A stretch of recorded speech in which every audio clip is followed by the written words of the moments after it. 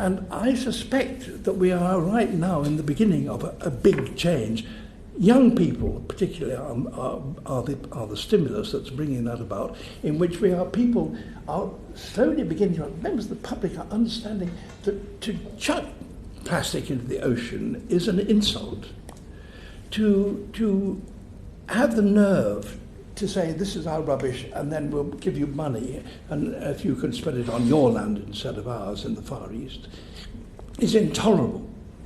And for some reason or other, young people see that very clearly now. And that's a source of great hope to me. And given that, do you think those young people, say in particular, do you think they have enough opportunity to influence the decision makers and be involved with the decisions that are taken? I mean, you spoke very movingly, didn't you, at the COP24 recently, about decision makers waking up, in a sense, to this.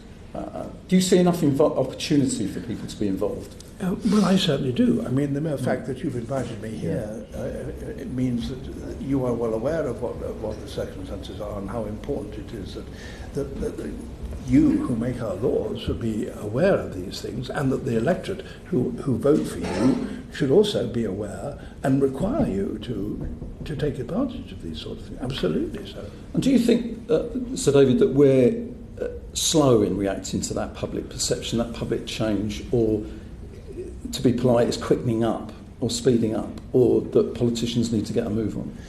Well, yes, of course it's slow in an ideal sense, in that one ideally would like, those of us who are convinced about it, would like to say, tomorrow we'll do something really extreme. Yeah. But that's not the way the world works, and we have to. In practical terms, the practical effect that this country has, practical as against theoretical or intellectual, the practical is small. The whole of the world has got to deal with this if we're going to deal with it at all. We are in a position where we are, it's a proud position to hold, in that we have been amongst the forerunners who have been drawing attention to this worldwide, and we are taking the rest of the world, have many other parts of the world are following, and some of them still haven't followed, as we know. But by and large, the movement is growing and accelerating, as far as I can see. And the protest movements have contributed to that change in the public perception and the pressure, in a good way, on politicians in a democratic society.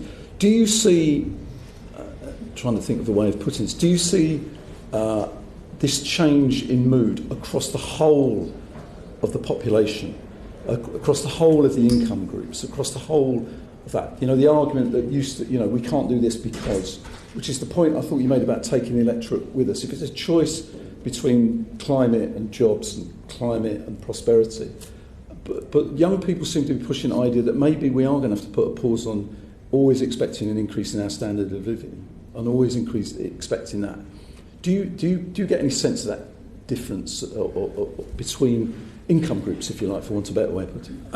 I think young people have an easier way of visualising idealistic views, and of not being fully aware of some of the more practical consequences that those of us who have lived rather longer know that it's quite easy to formulate, to state idealism, but it does come at a cost. But I think young people are sufficiently convinced of it to hold to their beliefs, and will hold us to account. Yeah. Thank you very much. Thank you. Antonis.